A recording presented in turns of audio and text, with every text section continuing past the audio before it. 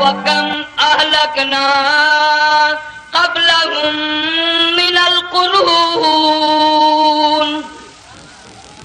اللہ فرماتے ہیں میری زمین پہ عداوت نہ کرو، فساد نہ مچاؤ، قتل نہ کرو، خون نہ بہاؤ، ناحق لوگوں کا خون نہ بہاؤ۔ اللہ پاک کی زمین ہر روز صبح کو عرض کرتے الہی لوگ مجھ پہ زنا کر کے چلتے ہیں، بدماشی کر کے چلتے ہیں، اجازت دے میں لقمہ بنا کر نگل جاؤں۔ مجھے اپنے اوپر ان کا چلنا پسند نہیں، مجھے اچھا نہیں لگتا۔ ہر روز آواز لگاتی ہے ظالمو، بدکارو، بدماشو، میرے اوپر دندناتے پھرتے ہو، ایک نہ ایک دن میرے اندر آؤ گے، تمہیں پتہ چل جائے گا کہ میں تم کو کتنا دشمن رکھتی تھی۔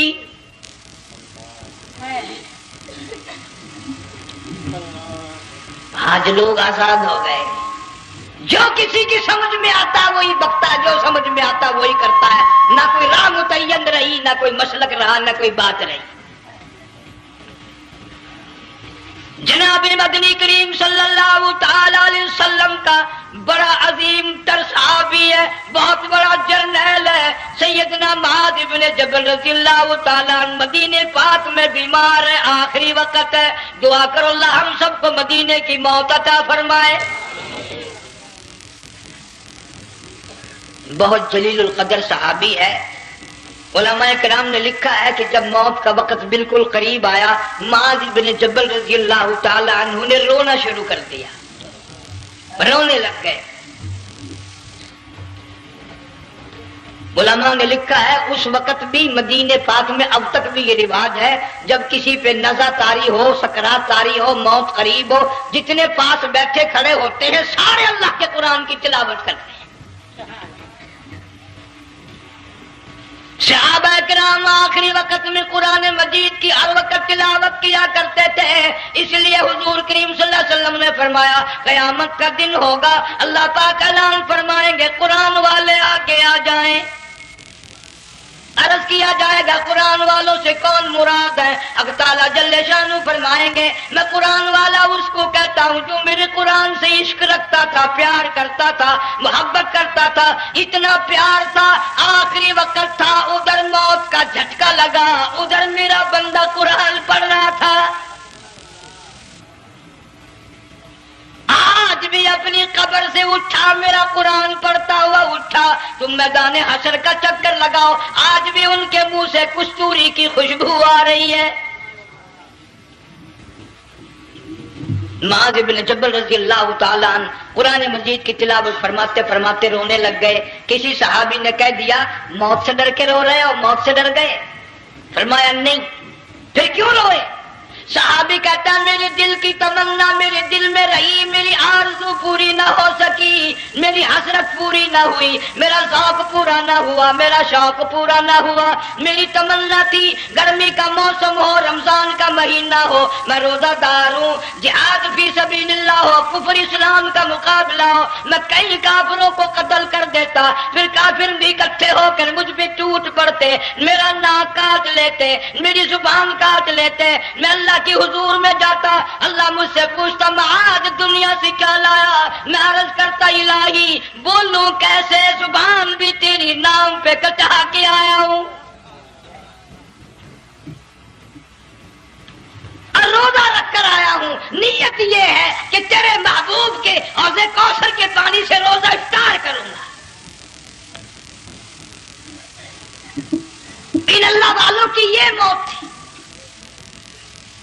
مالک بن دینار رحمت اللہ علیہ ایک عجیب نوجوان کا واقعہ تحریر فرماتے ہیں۔ گرمی تھی، دوپہر تھی، سورج اپنی شباب پہ تھا، بڑی سخت گرمی تھی۔ میں نے ایک نوجوان کو دیکھا، وہ پیروں سے معذور ہے، دونوں پیر نہیں ہیں، ہاتھوں کے بل زمین پہ گھسٹ گھسٹ کے چل رہا ہے، اور گلے میں کرتا بھی نہیں، سامان کوئی نہیں، سواری کوئی نہیں، کھانے پینے کا انتظام کوئی نہیں۔ مالک بن دینار رحمت اللہ علیہ فرماتے ہیں میں نے اس نوجوان سے پوچھا کہ تو کہاں سے چلا اس حالت میں؟ کہنے لگا میں بلخ بخارے سے چلا ہوں۔ تجھے یوں ہی ہاتھوں کے بل کسٹتے چلتے کتنا عرصہ گزر گیا؟ نوجوان کہنے لگا اللہ والے 60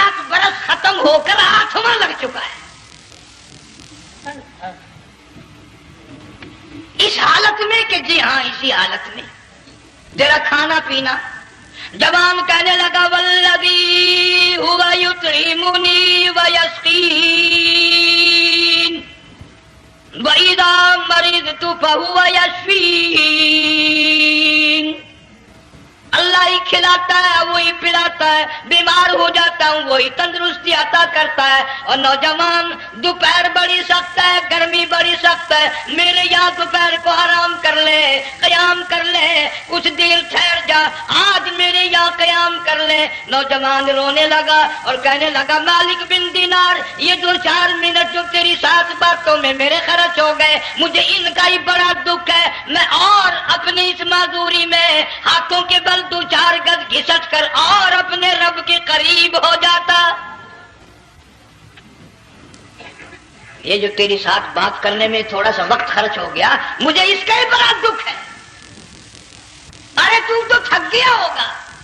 جوان کہتا ہے تیرے دیوانے مگر چلنے سے رک سکتے نہیں, تیرے دیوانے مگر چلنے سے رک سکتے نہیں, پاؤں تھک جاتے ہیں دل ان کے کبھی تھکتے نہیں. میرے سامنے تھکنے کا نام نہ لو, میرے دل میں عشق کی آگ جلی ہوئی ہے, سوز و گداز کا سمندر طوفان برپا کر رہا ہے. میں نہیں تھکنا جانتا, میرے یہاں نیند کا سوال نہیں, آرام کا سوال نہیں, میں تو گھسٹ گھسٹ کر رب کے دربار میں حاضر ہوا چاہتا ہوں. پوچھا کہ جا کہاں رہے ہو؟ کہنے لگا بیت اللہ کی زیارت کے لیے چلا, روز رسول اللہ صلی اللہ علیہ وسلم کی زیارت کے لیے چلا. کھانا پینا کچھ نہیں کہ نہیں, بس کہ منتظر ہوں اس گھڑی کا کہ کب وہ وقت آئے اور کب میں جا کر یوں کہوں کہ اے مدینے کی مہاجر سبز گنبد کے مکی, اے مدینے کے مہاجر سبز گنبد کی مکی, عرش ہے تیرے قدم کے فیض سے یہ سرزمین. کب وہ وقت آئے, کب میں مدینے کی گلیوں کو دیکھوں, کب آب و ہوا کو دیکھوں, کب مدینے کی بہاروں کو دیکھوں, کب گنبد خضرا میں میری نگاہ پڑے, میرے دل کی تسلی ہو جائے. عاشق لوگ یوں ہی کیا کرتے ہیں. دیہات کی ایک عورت آئی رسول اکرم صلی اللہ علیہ وسلم کی وفات شریف کے بعد اور آ کے کہنے لگی بہن عائشہ رضی اللہ تعالیٰ عنہا, میں نے سنا ہے سرکار کی وفات شریف ہو گئی, کیا کہاں دفن کیا کہ اس حجرے میں؟ کہنے لگی مجھے دروازہ کھول کر قبر کی زیارت تو کرا دے. عورت سا دیہات کی رہنے والی چوکٹ پہ کھڑی ہو کے کہنے لگی آقا جب بھی آتی تھی زبان ٹیڑھی ہوتی تھی, قرآن خدا کا سنتی تھی, مسائل پوچھتی تھی, زیارت کرتی تھی, اب یہ زندگی اچھی نہیں لگتی, میں تیرے قدموں میں مرنا چاہتی ہوں. علماء نے لکھا ہے ایک چیخ ماری چوکٹ پہ گر کر جان دے دی. سبحان اللہ. مالک بن دینار رحمت اللہ علیہ فرماتے میں بھی اس سال حج کے لیے گیا مینا میں نے دیکھا کہ بڑا مجمع لگا ہوا ہے ایک جگہ, تو میں بھی گیا کہ یہ لوگ کیوں اکٹھے ہیں. میں نے لوگوں میں سے جھانک کر دیکھا تو وہی نوجوان بیٹھا ہے جس کو میں نے دوپہر کے وقت دیکھا تھا. وہی حالت ہے, گلے میں کرتا نہیں, گٹھڑی نہیں, تھیلا نہیں, سامان نہیں, اور رو رو کے یوں کہتا مولا آج کسی نے دمبے کی قربانی دی, کسی نے بکری کی قربانی دی, کسی نے اونٹ کی قربانی دی, کسی نے گائے کی قربانی دی. میں فقیر ہوں, میں مسکین ہوں, میں بالکل مفلس اور نادار ہوں, میرے پاس تو یہ میری جان ہے, میں اس کی قربانی دیا چاہتا ہوں, قبول فرما. ہزاروں لوگ لاکھوں لوگوں کے سامنے ایک چیخ ماری اور مینا میں جان دے دی. اس حالت میں اللہ والوں کا آخری وقت آتا ہے. ایک ہم لوگ مرتے ہیں ایکسیڈنٹوں میں, سڑکوں پہ, ادھر موت کا جھٹکا لگ رہا, ادھر منہ میں کنجری کا گانا. ارشاد فرمایا مدنی کریم صلی اللہ تعالی علیہ وسلم نے سیاتی علی الناس زمان, اور لوگوں میری امت میں ایک وقت ایسا آئے گا لوگ اتنے برباد ہو جائیں گے, صبح کو آدمی مومن مسلمان ہوگا, شام کو موت آئی تو جنازہ کافر کا اٹھ رہا ہوگا. گھروں میں محلوں میں آج موت آتی ہے, کنجری کا گانا منہ میں ہوتا ہے. ادھر دم نکل رہا ہے، ادھر کنجری کا گانا کانوں میں آواز آ رہی ہے، میت کو غسل دیا جا رہا ہے، کنجری کی آواز آ رہی ہے، جنازہ اٹھا کر لے جا رہے ہیں، کنجری کی آواز آ رہی ہے، قبر میں میت اتاری جا رہی ہے، کنجری کی آواز آ رہی ہے، قبر پہ مٹی ڈالی جا رہی ہے، کنجری کی آواز آ رہی ہے۔ اس ماحول میں، اس معاشرے میں ہم کس طرح ایمان اور یقین اور ایمان ساتھ لے کر مریں گے؟ ہزاروں نہیں، لاکھوں کو مرتے وقت کلمہ نصیب نہیں۔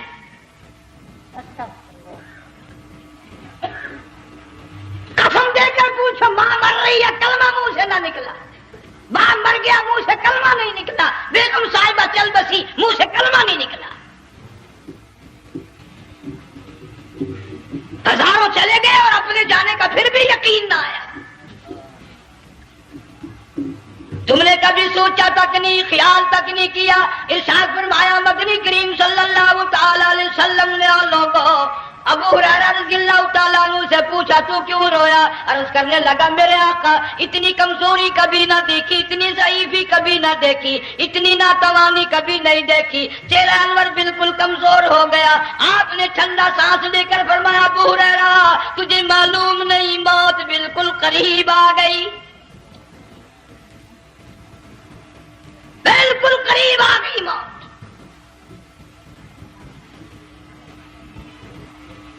تیری ایک انگلی پکڑ کر اگر کوئی مروڑ دے کتنا دکھ ہوگا، درد ہوگا، ہائے ہائے ہائے۔ جنگ والوں کبھی تم نے سوچا نہیں 360 رگیں ٹوٹیں گی کیا حال بنے گا،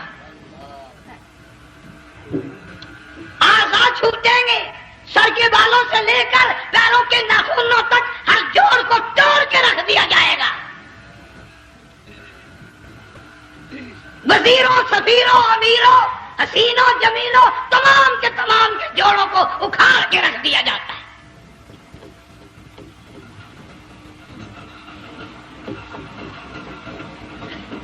پروگرام تک نہیں مرد عورتوں کا یہ دنیا کسی کی نہ بنی، قبر میں آخر جانا ہی جانا ہے۔ علماء کرام نے لکھا ہے کہ حضرت عیسیٰ علیہ السلام کے پاس لوگ آئے اور کہنے لگے نئی نئی قبروں سے مردے زندہ کر کے دکھاتے ہو، آؤ ہم ایک پرانی قبر پہ لے کے چلتے ہیں، مردہ زندہ کر کے دکھاؤ۔ عیسیٰ علیہ السلام تشریف لے گئے، فرمایا کم باذن اللہ، ایک نوجوان زندہ ہو کر قبر سے نکل کر سامنے آ کر کھڑا ہو گیا۔ عیسیٰ علیہ السلام نے پوچھا تو کون ہے؟ وہ کہنے لگا میرا نام سام ہے، میں حضرت نوح علیہ السلام کا بیٹا ہوں۔ تو پیغمبر کا دماغ تو پیغمبر کا ہوتا ہے نا۔ فرمایا تجھے تو بڑا عرصہ قبر میں گزر گیا، کتنے ہزار سال قبر میں گزر گئے؟ کہ جی ہاں۔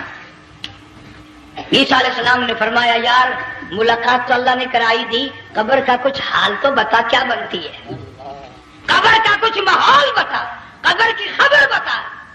علماء کرام نے لکھا وہ نوجوان رونے لگا اور کہنے لگا عیسیٰ علیہ السلام تو قبر کی خبر پوچھتا ہے، قبر کا حال پوچھتا ہے، قبر کا ماحول پوچھتا ہے، قبر کا معاملہ مجھ سے پوچھتے ہو، آپ مجھ سے پہلے یہ کیوں نہیں پوچھتے کہ موت کا جھٹکا کتنا شدید ہے؟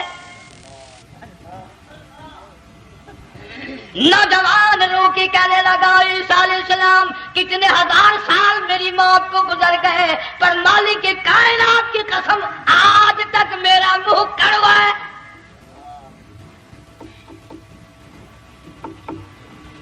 اس لیے جنگ والوں لمبی چوڑی بات کہنے کا وقت نہیں، حالات نہیں، میں تو تمہیں اتنا سا پیغام دینے آیا، کھانے پینے کا زمانہ ہے، میں جانتا ہوں تم کیلے کھاتے ہو، تمہیں کیلے کا ذائقہ معلوم ہے، امرود کا ذائقہ تم کو معلوم ہے، انار کا ذائقہ تمہیں معلوم ہے، انگور کا ذائقہ معلوم ہے، انناس کا ذائقہ معلوم ہے، آم کا ذائقہ معلوم ہے، ہزاروں پھلوں کے ذائقے تمہیں معلوم ہے، ہزاروں مٹھائیوں کے ذائقے تمہیں معلوم ہے، ہزاروں بیکری کی چیزوں کے ذائقے تمہیں معلوم ہے، ہزاروں شربتوں کے ذائقے معلوم ہے، پر تم نے جنگ والوں کبھی بھی قبرستان میں جا کر قبر والوں سے یہ نہیں پوچھا او قبر والوں ذرا بتاؤ تو صحیح موت کا ذائقہ کیسا ہے؟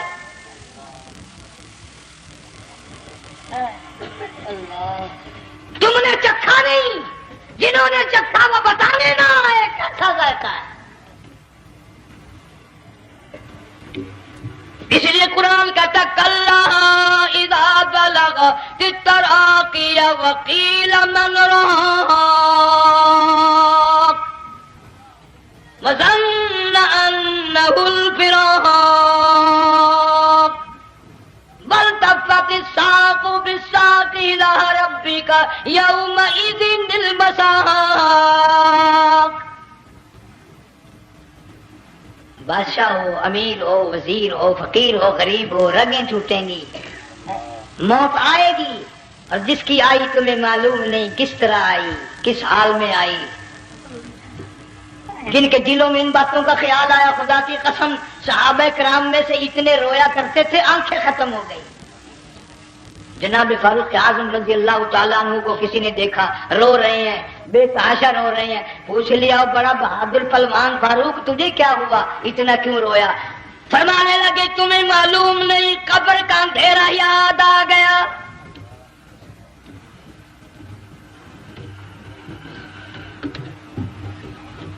ایک 1,29,000 صحابہ کرام اس آخرت کے لیے قربانیاں دیتے آئے، اولاد کی قربانی دی، مال کی قربانی دی، جان کی قربانی دی، جو کرنا پڑا وہ کر گزرے، لیکن محمد عربی صلی اللہ علیہ وسلم کا دامن نہ چھوڑا. اسی لیے ہر سال اللہ پاک جل شانہ نے اس امت کو یہ موقع دیا کہ سنت خلیل پہ عمل کرتے کرتے قربانیوں کی یاد تازہ ہو جائے، قربانیوں کی یاد تازہ ہو جائے. قرآن کریم میں جا بجا ابراہیم علیہ السلام کا اللہ پاک نے ذکر خیر فرمایا، ایوں فرمایا ہم نے ان کے بڑے امتحان کیے، بڑی آزمائش کی، وہ ساروں میں کامیاب ہوئے. تم ہر وقت اللہ سے یہ دعا کیا کرو اللہ ہمیں امتحان میں نہ ڈالے، آزمائش میں نہ ڈالے، ہم امتحان کے قابل نہیں. یہ ہمارے جو امتحان ہوتے ہیں ان میں نقل ماری جاتی ہے، تو اللہ امتحان لے گا تو نقل کیسے ماریں گے، کیسے کام چلے گا؟ جناب ابراہیم علیہ السلام کو اللہ پاک نے ہزاروں امتحان میں مبتلا کیا، ہزاروں آزمائشیں کی، فَأَتَمَّهُنَّ سب میں کامیاب گیا، سب میں پاس نکلا. ایک آزمائش ایسی بھی آئی اللہ کی توحید کی وجہ سے، شرک کو مٹانے کی وجہ سے ابراہیم علیہ السلام کا سارا مصر فلسطین دشمن بن گیا. حضرت سارا کو ساتھ لے کر چل دیے، ایک بیوی ساتھ ہے اکیلا دم میں. یہاں تو لوگ محلوں میں شہروں میں کہتے ہیں جی میں اکیلا ہی ہوں، میں کیا کروں. اگر خلیل کہتا کہ میں اکیلا ہوں تو آج قرآن میں اس کا ذکر خیر کیسے ہوتا؟ پرواہ نہ کی، وہ کہتا میرے لیے میرا اللہ کافی ہے. کون کہتا ہے میں اکیلا ہوں، میری ساتھ تو اللہ ہے. مصر سے گزرنے لگے، بادشاہ کے ملازموں نے بادشاہ کو جا کے بتایا بڑی خوبصورت عورت گزر رہی ہے تیرے حلقے سے، بہت بڑی خوبصورت عورت ہے. کہ ملازم پکڑ کے لے کے چلے تو عورت ساتھ حضرت سارا رونے لگ گئی. خلیل میرا کیا بنے گا؟ پیغمبر کو اللہ کی ذات پر بڑا یقین ہوتا، فرمایا پرواہ نہ کر، میری آبرو میرے مولا کی آبرو ہے، چاہے جان چلی جان میری عزت کی حفاظت میرا اللہ کرے گا. فرمایا فاللہ خیر حافظا وہو ارحم الراحمین.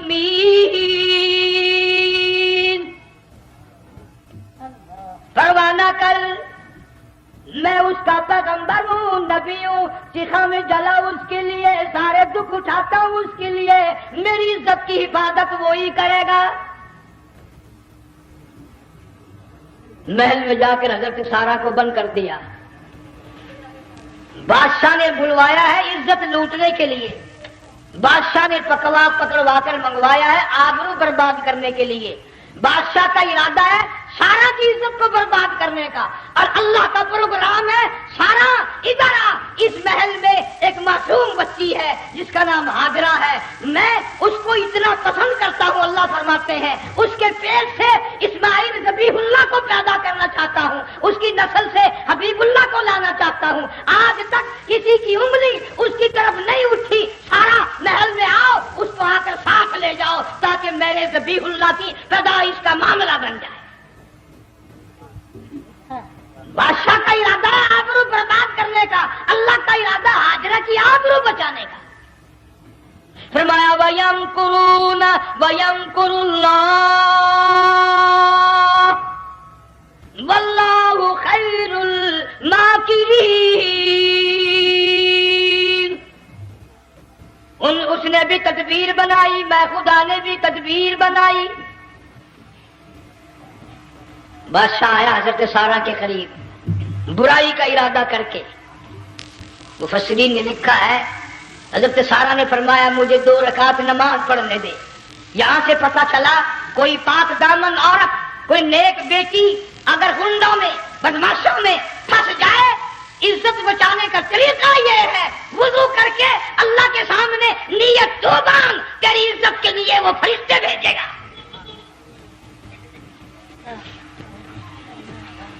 علماء کرام نے لکھا ہے کہ ایک جہاز سمندر میں چل رہا ہے، طوفان آیا، جہاز تختہ تختہ ہو گیا، کچھ لوگ غرق ہو گئے، ڈوب گئے، کچھ تختوں پہ بہ کر کے چلنے لگے۔